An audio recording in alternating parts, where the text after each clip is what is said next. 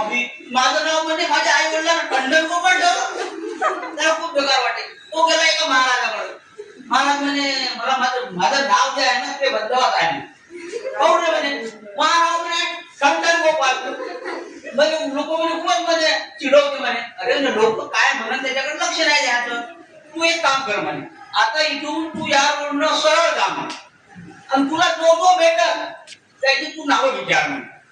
हा आपला बिचारा चालायला लागला तर एक म्हातारी गौऱ्या येतच होती. गौऱ्या अशा ते गौऱ्या माहिती गौऱ्या येत होती.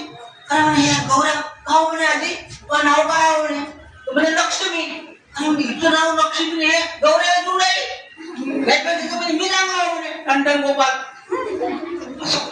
करता समोर गेला एक चांगला मुलगा भट्टा भिक्षा मागत होता. त्यात जोड गेला.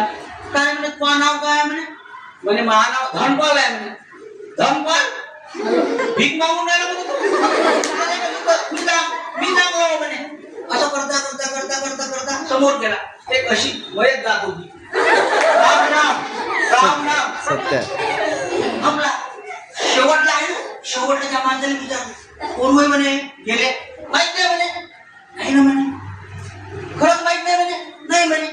अमर सिंग म्हणजे अमर सिंग गेले. मग ते कसे म्हणते लक्ष्मी तो गौऱ्या जुने भीक मागे धनपाल. अरे अमर सिंग तो चले गए और उससे तो अच्छा मैं खंडन गोपाल.